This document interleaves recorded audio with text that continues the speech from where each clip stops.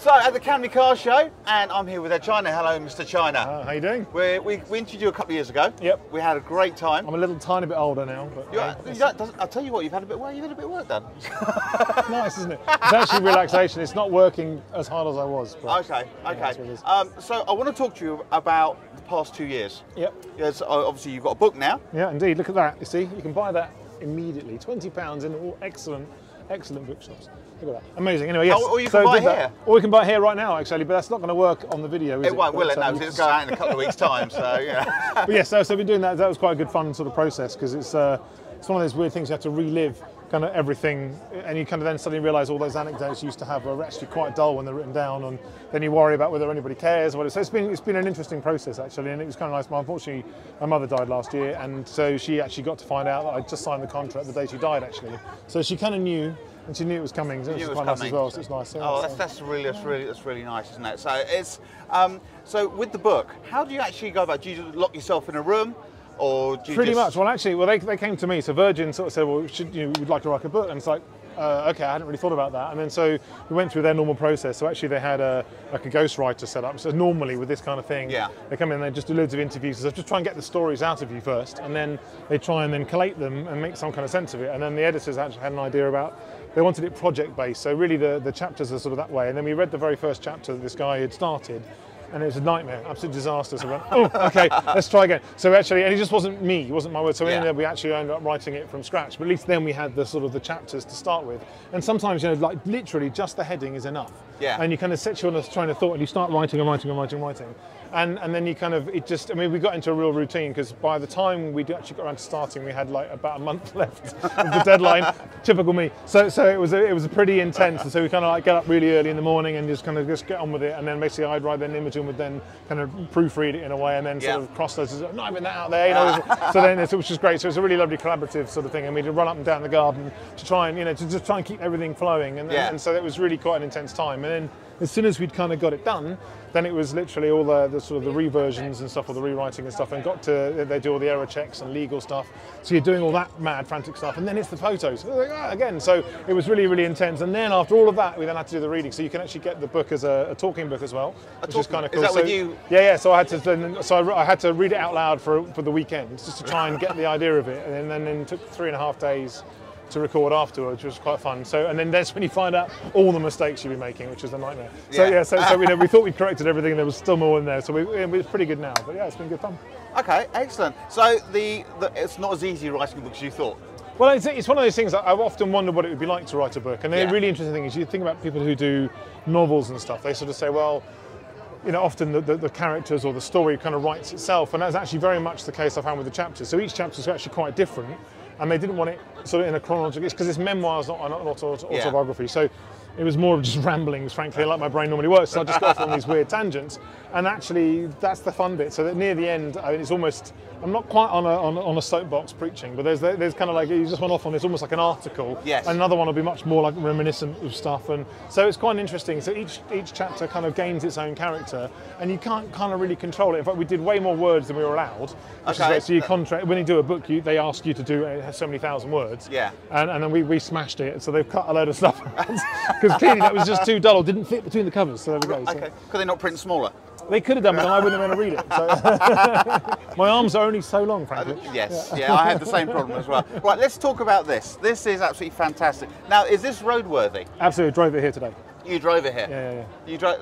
What if it rains? Do you have like an umbrella? Really wet. There's a video about that actually on YouTube somewhere.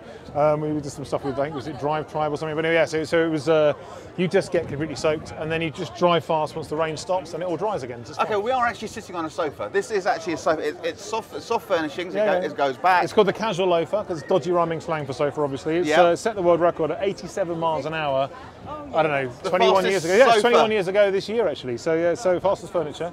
And it's powered by Mini, so it's got a 1275 automatic sort of mini engine in the back. So it's mid-engine, so it's actually a sports car. It's got a 2.5-foot wheelbase, which I'm not even going to go any about parallels and penis extensions and stuff, but basically it's all good. And then it does ender if you brake hard. You've got a pizza for a steering wheel, The foot brake is operated by your hand, which makes perfect sense, and that's where you pull the drinks can here for that. And then the chocolate bar, which is a bit manky now, it's all been Greeked, as they'd say in the telly, which is by Blue Peters. That was the last thing we did. So this is an automatic, so you still change your gears here. Knee throttle, so you can drive with your feet up on the table or down. Speedo in the clock, you've got lights or indicators in the sort of and you've got flower pots and flower stuff. Pots. So it's all good. Like and yeah, we drove like probably 40 odd minutes today just to get here. Very thankful the weather was nice because you can drive in the rain. Do you have to wear a safety helmet when you ride? Only if you don't, if you're a bit troubled by your the hair pain sort of of flowing in the breeze. Well, that's what it has to do. Sure. Yeah. That's why it's so tidy today. All right. Okay. Yeah. So we got the sofa. So what other cars have you got? Right now, what does Edd China drive? Well, no, the thing is, we actually got rid of when we got dragged out to America. So because I had a Lamborghini, the classic one that was on the show, the Urraco. Yeah. So that had to go. We had a Fiat 500, which is because they're hilarious. A Fiat 500. Park it inside our building, our office building, where we had the studio, because the doors are just narrow or wide enough. So we'd actually park indoors, which was great. How do you fit inside a Fiat 500? I struggle. Surprisingly well. No, they're actually very good. It's modern things like the DB7s I could never drive because I can't fit in, or even a DeLorean. Not going to happen. But I've also got now you might remember we did the Peking to Paris. We were going to do the Peking to Paris rally, and then the channel basically canned it a week before we were going to fly out there. But I ended up buying Mike out of that as well, so because we bought the cars together. So I've now got the 19, 16 and 18 Cadillacs. So they're 100 years old, and it's the world's first production V8, which is pretty special, as it's got the world's first electric starter on it. It's got a little compressor on the back of the gearbox so it can pump the tyres up. I mean, it's a super modern car that's 100 years old. It's epic. Wow. Yeah. It doesn't work right now, obviously. What is your daily runabout though? Do you have like Range Rover? Yeah, well, we do a lot of towing. So I have a Range Rover, full-size one, obviously, because I am full-size. And you can wang a trailer on the back of that. And away you go. Yeah. But that's a good excuse to buy a big car though, isn't it? That's the only reason. I come on a fit in a small car. we do a lot of miles. We drive to Norway and around Europe and stuff, and obviously we have like full-size car, or sort of car trailers with covers, because things like the bed and stuff, the sheets get sullied easily. So well, I have the same problem. What, your sheets get sullied easily? Okay.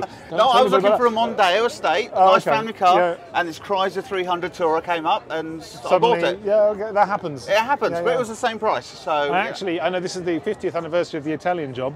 And it turned out that I actually ended up with a Val coach, much the same way as one of those things on eBay, and it's like, just find out it's sniping, what it's called, and then I ended up, I want a coach. What am I going to do with the coach? So unfortunately, then we flew to America, so I had to end up selling it because I couldn't look after it. But, yeah, I can imagine. It said 6 wheels or 3 axles, so it's good. Yeah. Well, thank you very much, Ed. You're very welcome. Thank you. It's been great, and hopefully when you come back again, which I'm sure you will be. I'm sure, yeah. You're quite local. They never let you leave. No, once you're in there, that's it. That's what we found out. Oh, you just come back and do some pictures, please. Thank you. So thank you very much, and we'll speak to you soon. And don't forget the book. Oh, the book. Yes, the book. £20, or if you get it today, which you won't just know because it's like 2 weeks' time. If you had bought it today, thank you very much. Yes. I think 10% of it is all going to the charity anyway, as well as the extra little pocket we've got on the thing as well. Are you signing as well? I'm signing them. I think this one I might have already scrawled in. Pre-signed books. Yeah, but you can get signed copies on greasedonkey.com as well. Anyway, whatever. Okay. Whatever. You want to do your market trade a bit while we're here? Any old iron? No, that's the wrong one. Yes. Thank you very much. Cheers. Thank you.